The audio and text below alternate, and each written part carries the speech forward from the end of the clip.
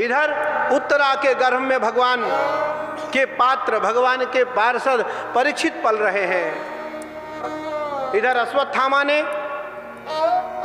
उत्तरा के गर्भ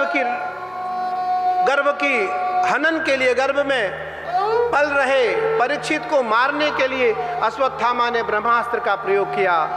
और भगवान कृष्ण पहली बार अंगूठे के बराबर रूप धारण करके उत्तरा के गर्भ में गए। मामे गर्भो विरक्षिताम, मामे गर्भो विरक्षिताम, कि पाहि पाहि महाबाहो त्राहि माम भक्तवत्सलः।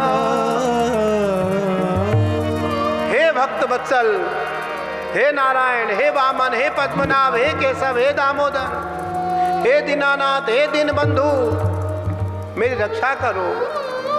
हमारे गर्भ में पल रहा भारतीय परंपराओं का एक बालक को यह ब्रह्मास्त्र मारने जा रहा है। भगवान से रहा नहीं गया और भगवान अंगूठे के बराबर रूप धारण करके उत्तरा के गर्भ में जाते हैं और परीक्षित की रक्षा करते हैं। मामे गर्भो विरक्षिताम, उत्तरा के गर्भ से परीक्षित जी का जन्म हुआ और परीक्षित के नामकरण के लिए बहुत सारे विद्वान ब्राह्मण, विद्वान ज्योतिषी बुलाए गए। फलादेश हुआ कि नाम इक्षित मया कर्तव्य शास्त्र शस्त्र विशारदः आत्मज्ञानी मनःज्ञानी आत्मचिंतन पुरोधिना। सबने फलादेश किया, ये शास्त्र और शस्त्र दोनों के विशारदी होंगे, दोनों के विशारद होंगे, परम विद्वान होंगे, राजा होते हुए भी परम दयालु होंगे, राजा होते हुए भी परम कृपालु होंगे, धर्मात्मा होंगे, सनातन प्रेमी होंगे, सनातन धर्मावलंबियों के रक्षक होंगे, धर्म के रक्षक होंगे, परंपरा के रक्षक होंगे, परंपरा के पालक होंगे, परंपरा के पुरोधा होंगे और भगवान के समकक्ष जैसे महापुरुष होंगे। बोलिए परीक्षित भगवान की जय, परीक्षित महाराज की जय। परीक्षित का नामकरण हुआ, परीक्षित के फलादेश हुए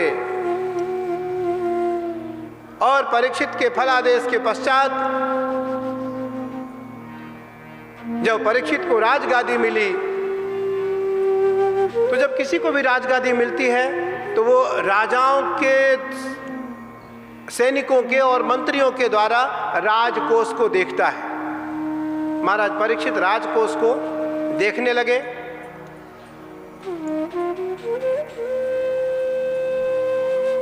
तो महाराज को जरासंध का एक स्वर्ण का मुकुट मिला और जरासंध के स्वर्ण मुकुट को महाराज ने धारण किया मस्तक पर।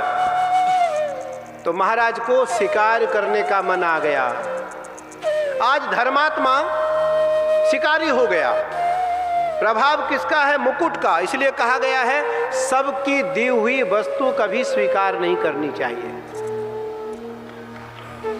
सबका दिया हुआ धन कभी पास में नहीं रखना चाहिए। अपवित्र व्यक्ति के दिए हुए स्वर्ण कभी धारण नहीं करना चाहिए। अपवित्र व्यक्ति के दिए हुए पैसे से कभी पूजा पाठ नहीं करना चाहिए। अपवित्र व्यक्ति के घर जाकर कभी अन्न ग्रहण नहीं करना चाहिए जब तक उसको शुद्ध न कर दिया जाए,